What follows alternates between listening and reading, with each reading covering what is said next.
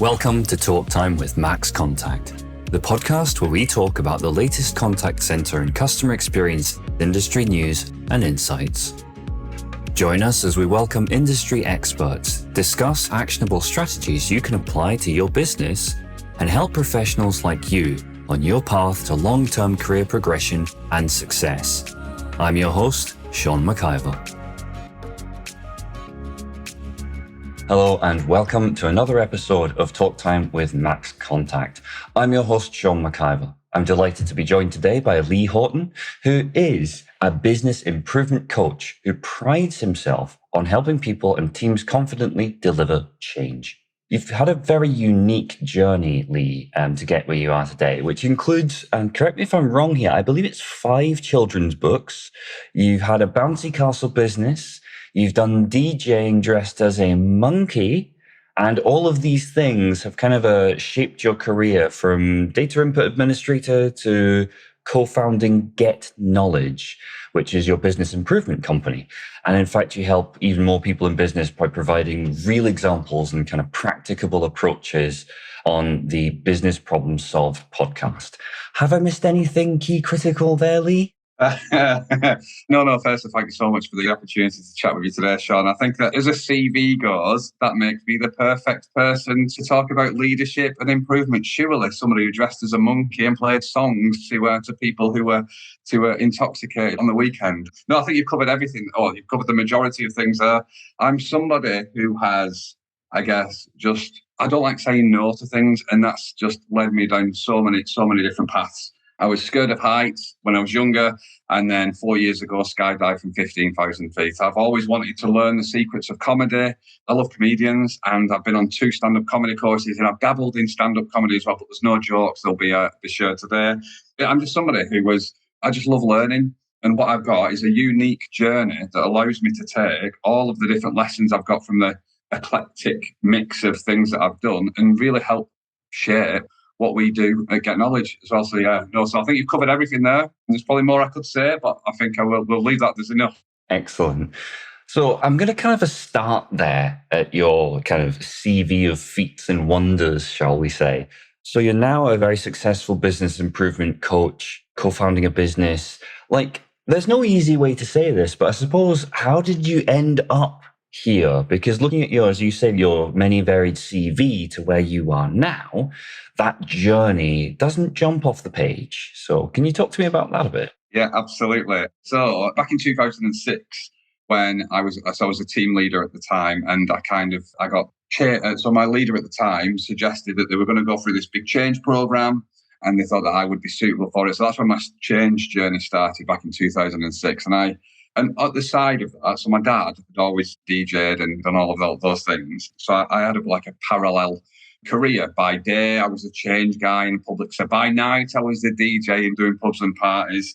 And because I just love learning and love growing things and stuff, I wanted to be the best change person I could be. But I also wanted to be the best entertainer I could be as well, which then led me to DJing 5 nights a week, having bouncy castles out, and I had 8 bouncy castles, 2 slides, gladiator duel, bouncy boxing, and 4 pairs of sumo suits, 2 of which were children's. That was my little sales pitch. So I did that at weekends and in the evenings, and improvement during the day. And it got to a stage where there was just not enough hours in the day for me, and I needed to make a choice. And rightly or wrongly, I looked at my dad. He was about 60 years old at the time, coming in at 2:00 on a Sunday morning. His knees were a little bit sore. He'd not spent much time with his family. We couldn't do things at weekends. And I thought, that's not really what I want to be doing at that point in time. The thing that I absolutely loved about the DJing and about playing music and entertaining people was the smiles on people's faces. That when you press play on a track, because it wasn't vinyl, it was CDs and then MP3s. When you press, and then you see swarms of people coming to the dance floor, bouncing up and down, enjoying themselves, having the time of their life, that gave me a feeling. That gave me a feeling inside. And the only other time that I felt that feeling is when I've been leading change and seeing people actually realise that change is within their gift as well, and they can actually make things better. That gives me that feeling as well. And so that's why I chose the day job instead of the evening job. And what I've done, I've just thrown myself into that for the last 16 years. it's culminated in co-founding Get Knowledge about 5 years ago. But I'm going to overshare now if you don't mind. So, because there was a pivotal moment 5 years ago on the 5th of July, 2018, I watched my best mate took his final breath in a hospice at the age of 39. And I spent the night with him that night. And I went outside and sat down on the bench outside St. Catherine's Hospice in Preston. The sun beaming down on me and thinking, you're a fraud, Lee. You tell your kids every single morning they can be whatever they want to be, but you're not what you want to be. You're still employed. Yeah, you're doing change and stuff, but you're giving up like your love, which was the music and the entertainment and stuff. And you're not being everything you want to be. And I thought back to, so my best mate was called Chris. He's called Chris. And he shared with me 3 life lessons. And it was with those 3 life lessons that have really, I guess, have been a staple part of my life for the last 5 years. And that's what I attribute my growth, my development, and my mission to now, fundamentally. Because I sat on that bench thinking, you're not everything you want to be, and things have got to change. And so I thought about the 3 life lessons that he shared with me. And really, really quickly, I'll share these with you. Because when Chris was told there was nothing else that medical science could do for him, I was the first person to see him when the consultant left the room, and we had a chat and stuff. And he said, I'm going to extract my pension and all of this stuff. He said, you've always wanted your own business. Let me give you a few grand and let me set you up. And I was like, no, Chris, I don't want any money. That's your kids' trust money. I said, but what I would absolutely love is 3 lessons through your eyes. Now you're reflecting or now your perspective on life has changed, because the minute that doctor said, that's it, time's going to be up, his perspective on life changed. The little things no longer matter. And I saw this change in him, and I wanted to understand when I wanted him to really reflect on his 39 years and share with me what the 3 most important things were to him. And he went, his first words out of his mouth when I asked him to share the 3 life lessons, he went, "Blimmineckley," or words to that effect. I wish you just asked for the money. That's far easier to give you. Anyway, I'm so grateful that he really thought about it. So like a couple of weeks had passed, I got to see him in the hospital and said, right, I've got the first one. So when him and his ex-partner were splitting up, he said he tried to be somebody he thought she wanted him to be. Didn't make him happy, didn't make her happy. And they still ended up splitting up. So he said, no matter what, just always be yourself. A couple of weeks after that, I went to see him.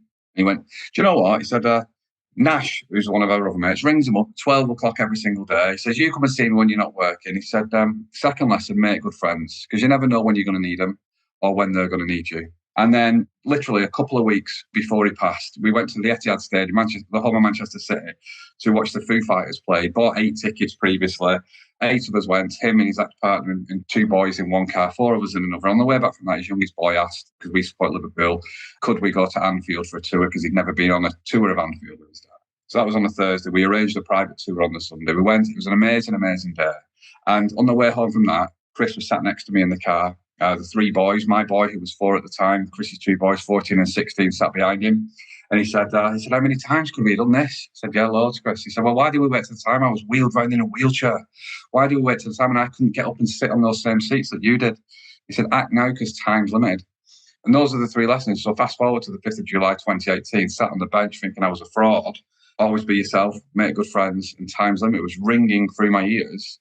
And those really I've doubled down on those 3 things for the last nearly 5 years now to really, really hit home and what they mean to me and learn what they mean to me, because Chris had his own reasons for it. So like just a little example, I got tattoos before Chris passed and stuff. So I got tattoos, started at 2.5 inches down my wrist. And the reason why it was 2.5 inches on my wrist, because I was conscious and worried what people would think of the bald guy with tattoos. Would they really trust him to improve the business? So I've not always been myself. So I've been trying to consciously be myself. I used to have a work persona and a home persona, and now I'm trying to be the same person. But I also think in leadership, and for leaders need to create environments where people can just be themselves and they can be themselves as well. I remember speaking to a leader not so long ago, and I said to him, when was the last time that you showed some emotion? I don't show emotion. I said, I'm at work. I was like, oh. And then I went, just think about it. When was the last time you actually showed emotion, home or working? Oh, yeah, it was around the dinner table with the kids. And I got really quite angry at them. I said, all right, okay. And then I just thought, I sat back and thought, this is ridiculous. We need to help people just show emotions, not negative, emotions positive, and if it's channeled in the right thing. And so we at Get Knowledge, the company, we champion people in the improvement equation. And fundamentally what that means is people work processes, people use technology, people lead people, Leaders are people, customers are people. And so it's a people-centric approach to business improvement. So how did I get to where I am? It was through a lot of randomness, through losing my best mate, through understanding his 3 lessons and doubling down on those for the last 5 years. I've got tattoos on my arm of the 3 lessons on my arm. I've got a ginger kid walking up the steps at 10 to 8 in the morning. He gave me a ring that I wear on my right hand like a wedding band, and it's engraved on the inside of that: make friends, be yourself, and time's limited. So those 3 things, I kind of, like David Brent-esque, like joined them together. Chris's 3 lessons and my 17 years in leadership and in change. And now really, I believe I understand not the secret of, but like what's important about leadership and about change. But it's allowing me to speak about Chris, even though he's not here, so he is still here with me. So apologies. I mean, that might be a slight digression, might not be the answer you were expecting, but that, Sean, is pretty much how I've ended up here through that randomness. Wow. First things first, thank you for sharing that. It's an incredible story, and I think it frames very, very well your ethos and your outlook on the way in which you approach things. I kind of almost feel bad segueing into the more business aspects of it, but I'm wondering if we can leverage some of Chris's insights as we talk about these things. Absolutely. So I guess the first door I want to open is explain your model on how leadership behaviors influence employee engagement, which in turn influences customer satisfaction and targets results. Like, how did you develop the model? Is there any research that supports it? Firstly, in fact, thank you for the question, because this is something that we've observed from the sidelines and also now we're trying to influence. So when we think about improvement, when we think about leadership, when we think about change, consultants largely have been, like 20 years ago, 15 years ago, it was all about the targets of the business. It was all about moving the dial on some either profit or on cost, on something, on some business target. And then about 10 to 15 years ago, customer satisfaction and customer experience became an industry because people had made the scientific link between satisfying your customers and revenue and targets. And so happy customers equals revenue growth and all of that stuff. That became the playground that people wanted to explore. And then 5 to 10 years ago, probably close to 5 years ago, employee engagement had a light shone on it. And a lot of studies were developed, and I guess the pandemic brought this home as well, is that so employee engagement drives customer satisfaction. So how you are, how your people are, fundamentally drives how your customers feel. And I remember a number of years ago, I was working in an organisation. The call centre had to ring, and it was a logistics organisation. So the call centre had to ring the couriers, the people delivering, and this call handler was a little bit challenged. So they had a customer on the phone and they were trying to work out where the parcel was. So they were really friendly and polite to the customer. And then they'd ring up the courier and then they'd be quite aggressive going, because they just wanted an answer. They just wanted telling where the parcel was. And then the guy on the other end of the phone was like, I don't know where it is. It was 4 weeks ago, last Wednesday. I can't remember all of my deliveries, and go, that's not helping me. And then they would go back to the customer. And so then a bit more aggrieved. And then because they didn't have a resolution, the next customer that rang up, they'd taken some of that frustration into the next call. So business targets are driven by customer satisfaction. Customer satisfaction is driven by employee engagement. And employee engagement is largely, we believe, driven by leadership behaviour. And nicely, these 4 levels spell out the word best. And we believe to have the best operation, the best organisation, you need to start with the B and not the T. You need to spell best properly. So leadership behaviours. Leaders are people, and how they turn up every single day, what they think about can influence how their employees, how many people, I always ask this in a workshop, I always say to people, I said, how many of you can think about a manager that has wanted you to perform at your best, but has made you feel your worst? And as leaders, we have such a task on our hands to get the most from our people, but a lot of that comes from how we need to show up and how we need to turn up every single day. So our model is, it spells best. And we encourage everybody starts at the B, understand how leaders turn up. Leadership behaviour is developed by the leader's thinking. So thinking, it happens internally first and manifests itself in the outside world.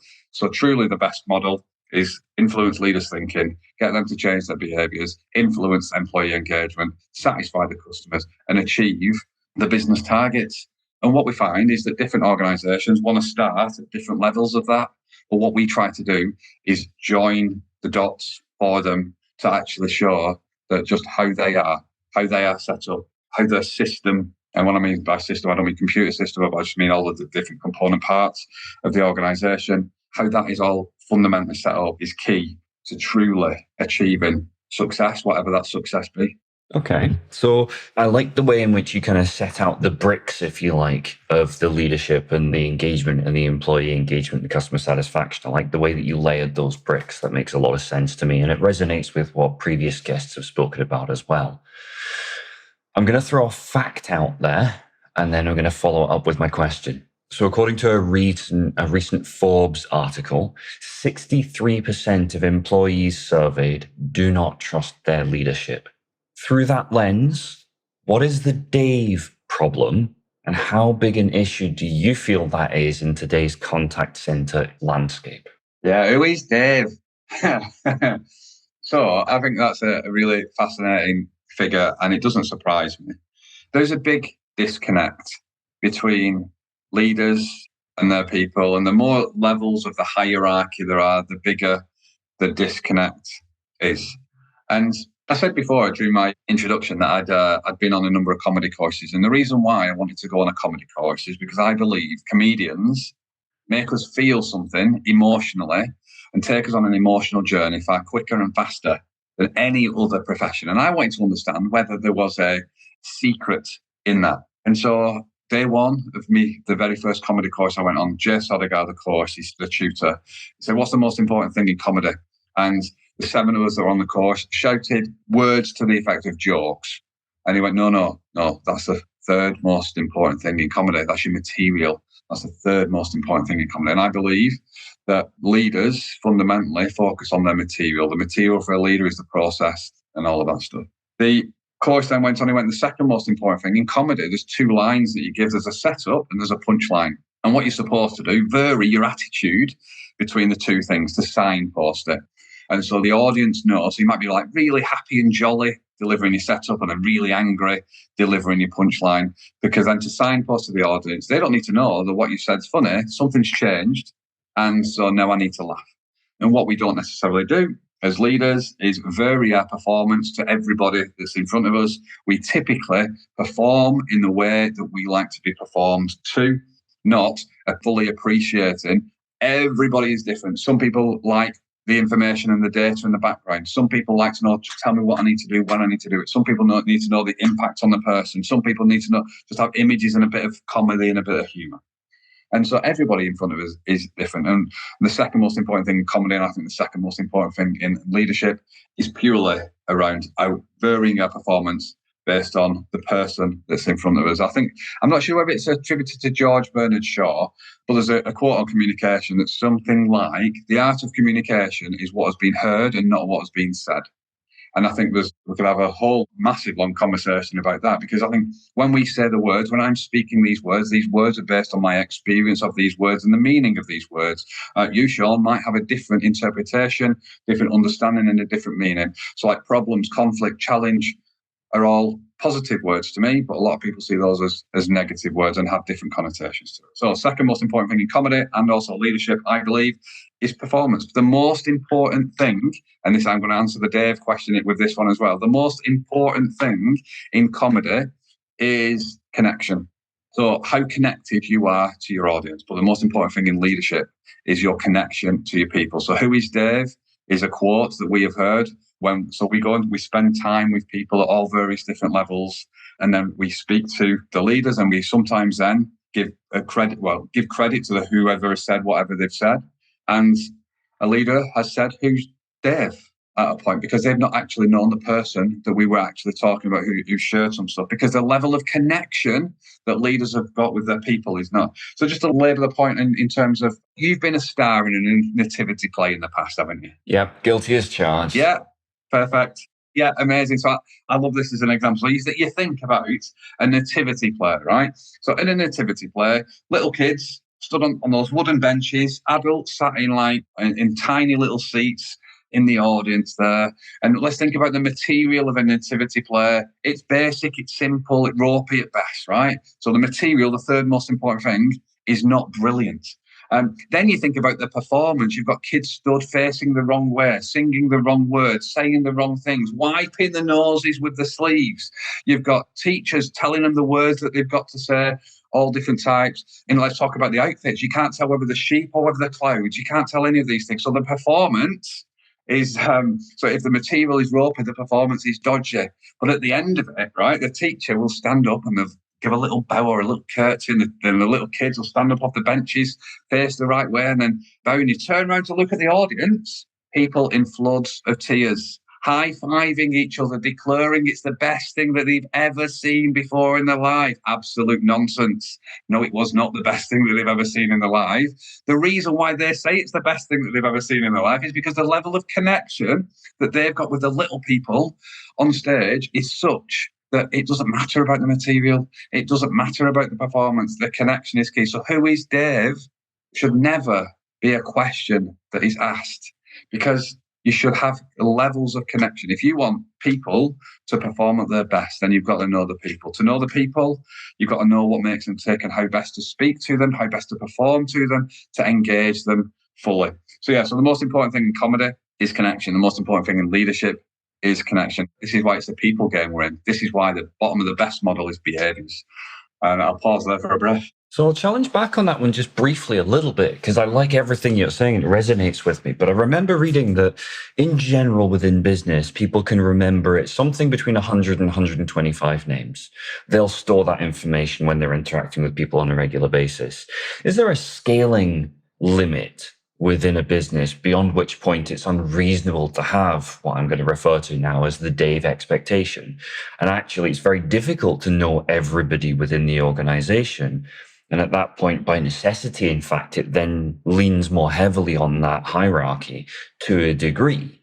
Is that a fair assessment? Yeah, I think that's a really fair assessment. And this for me, because we've got one of, I guess, our core product is called Sustainable Performance Excellence. And that fundamentally is about creating teamwork, engagement, and better communication. And in any organization, there are teams, and fundamentally an organization is made up of teams.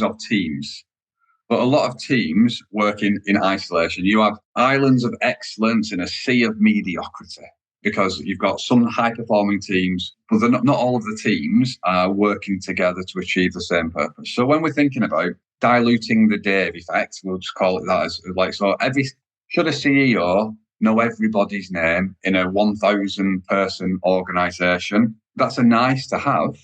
It's a nice to have, but not everybody who works in that organization will want the CEO to know their name. And I think that's something that's important. But I think those people there to make it, so in any organization, you typically have 10% of people really high performing, 10% of people really low performing, and 80% in the middle doing a good day's work. Okay. And I think what's important is that you've got the right levels of communication and engagement to make sure that all of the teams working together are highlighting those people. And Dave, if Dave's got an idea, Dave needs to be recognized for that idea. And that's why it's important that the CEO knows Dave, because if Dave's coming up with an idea, then he or she should know about Dave. And I think if you've got the right tiered communication structure, the right escalation mechanism and cascade mechanism, then that's when everybody will know Dave, not just Dave's team will know Dave. And I think that's what the difference is for me. It's not about having a register and going down and testing yourself. Do you know, I mean, I'm going to age myself now. So there's that program years and years ago called You Bet, I think it was, where people have amazing memories and stuff and they recall it. And we don't necessarily need CEOs and people on the board and senior leaders to memorize everybody's name, but they need to be able to know the people that we're working with and those that are making a contribution and knowing what makes people tick. And yes, the lower down the organization you get, the more familiarity and the bigger connection you will build with the teams. And for me, the team leader needs to fundamentally really know the people. And that's where you need to start. You need to start with you understanding what makes your team tick. I wrote an article probably a few months ago now that says, just because your team works doesn't mean you've got teamwork. And there's fundamental differences in those two things. You might hit your targets, but it doesn't necessarily mean your team is actually working in terms of the team. So that's what I think is important. But yeah, completely valid point on not everybody needs to know Dave. Excellent. No, thank you for that. And I think that was one of the critical things for me, because I remember reading that, and as you were talking through and explaining, that makes a lot more sense. You also mentioned sustainable performance excellence. And I guess through the lens of employee engagement, I would ask, what is that? How do we embed that really effectively within a culture like an industry such as the contact center? How do we go about kind of driving that? Yeah, it's people-centric, right? So some of the common pitfalls that people make when they're delivering change is they go, change is bottom up, but it's not. It's both. It's bottom up and it's top down, right? So as a leader, you need clarity of expectation and direction and where we're trying to get to. You need to have clear communication, and these things and clear expectations need to be set based on where it is you're trying to get to. But then bottom up, once you've set those things, bottom up, then allow people to develop the things that are required to get you to where it is that you're trying to get to. So sustainable performance excellence fundamentally is a cascade, maybe over a 3-4 month period. It's a cascade of key elements, I'm going to call them improve operational excellence tools, daily meetings or huddles, visual management or sensory management, because I think there's much more than just visual management. I think we need to be inclusive of everybody. So there's the sensory management, there's standards and expectations, there's problem solving, there's coaching, there's habits and behaviours, there's celebrating success, there's skills and versatility, there's workload leveling and things. So there's all of these things that get delivered. So within sustainable performance excellence, these get delivered week on week.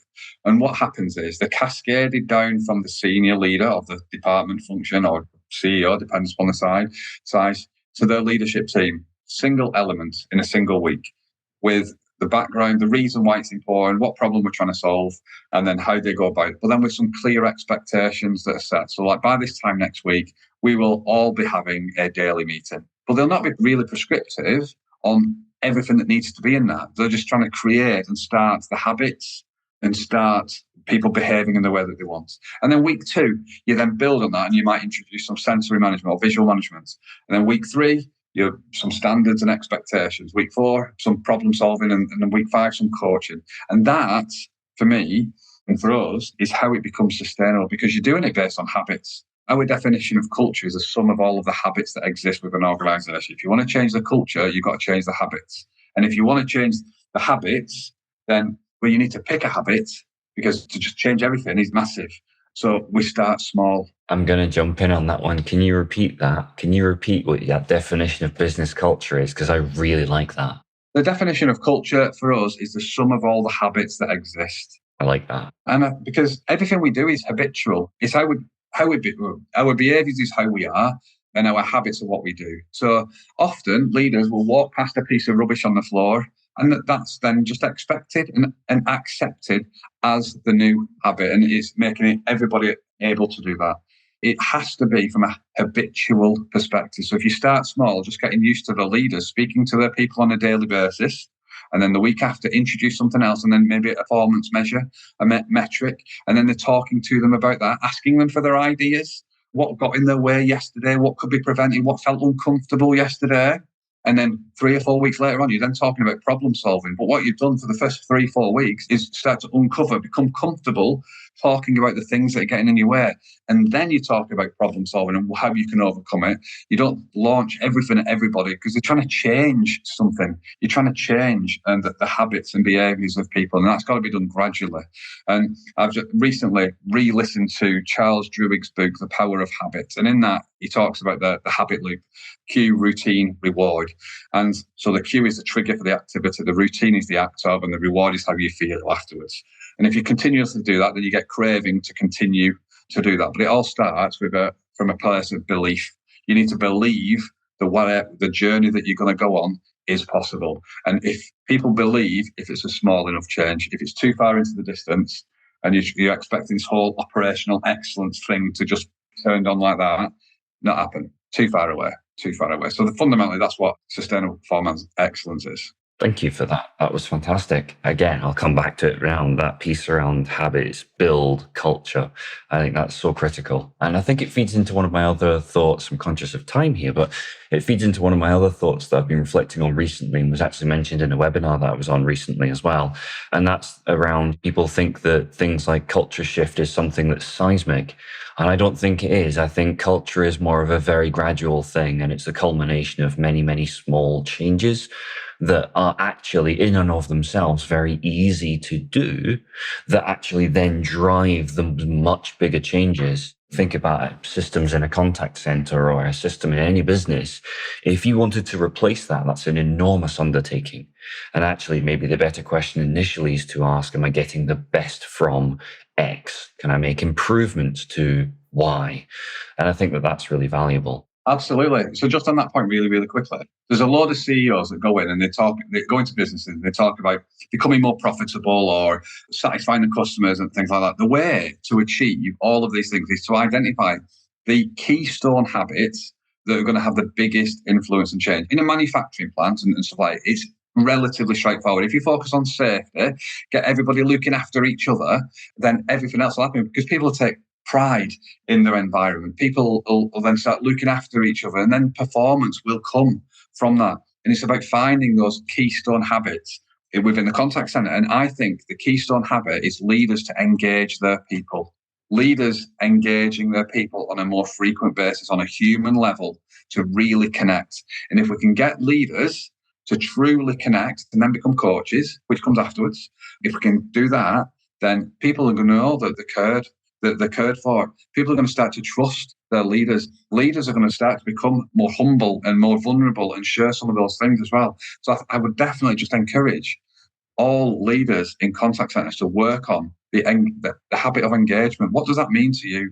How do you know your people are engaged? How can you engage your people more? And it just simply comes by asking better questions, I think. So that's just to build on the habit bit. No, thank you for that. I'm conscious of time, but I've got time for two very, very short, fun questions.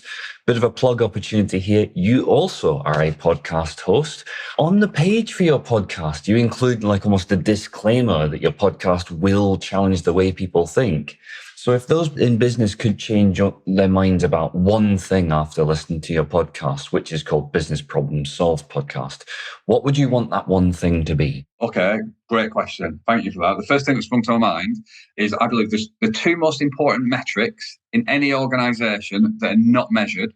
Number one, the number of thoughts that we're creating in our people. And then number two, the lead time between the thoughts to a conversation to action taking place. And if I can create or challenge people thinking, and are they actually truly genuinely doing what they need to do to help their people think more things to help you get to where you want to get to, then those are the thoughts I want people to take away, I guess, because that's the other one will come after that. But yeah, that's the first one. Challenge people's thinking. Engage really, really quickly. My mind is going all over the place. But engagement for me is three things. Engage with the heads, the hearts, and the hands of our people. Typically in contact center world, we engage our hands of our people because they're on the phones. So physically they're engaged. The heads are engaged only in the work, not in how to do the work better. And the hearts, a lot of people love contact center worlds. And so some people are engaged in the heart. But are you truly engaged in the heads, the hands, and the hearts of your people? And are you truly engaged in the heads by getting them to think new thoughts every single day? I really like that as an ethos. Yeah, that's fantastic. Heads, hands, and hearts. I can get behind that one. I've actually written that one down. That's brilliant. Okay, final question. I'm not even sorry. I'm not going to preamble this at all. You were a DJ. You spent many, many years listening to music. What would your karaoke song be? Okay. If we were out in Manchester one night or Liverpool one night and we went into a bar, probably something like Kings of Leon, Sex on Fire or Killers and Mr. Brightside. I would love those because they are the songs that made the people smile when I press play on that. If we're on holiday somewhere, I would probably do like a bit of a Frank Sinatra number because it'd be a little bit of a different feel. So those are the two things I would go. But if you fancy a night out or a holiday with me, Sean. Excellent. Thank you for that. Again, I'll note those ones down because those would be on my list as well. Listen, unfortunately, that is all the time that we have today. However, I would like to take a moment and just say thank you ever so much. Lee Houghton, just from the Yeah, what a great conversation from Get Knowledge and the insights you've offered. And again, just to call it out, being so vulnerable with what you have shared as well and being as open and as clear on what drives you and everything, that's been hugely valuable. So I cannot thank you enough for your time today, Lee. Thank you ever so much. No, honestly, Sean, it's been an absolute pleasure to catch up with you. Thank you so much for doing what you do, and hopefully we'll get the opportunity to chat again. Absolutely, I'd very much like that. Talk Time is brought to you by Max Contact. To find out more about Max Contact and how our customer engagement software can help you and your teams provide smarter customer experiences, visit maxcontact.com and book your personalized demo today. Be sure to search Talk Time with Max Contact in Apple Podcasts, Spotify, Google Podcasts, or anywhere else podcasts are found, and leave us a positive rating to help other like-minded individuals join the conversation. Finally, before you go, never miss a future episode by clicking the subscribe button and turning on notifications. On behalf of the team here at Max Contact, thanks for listening.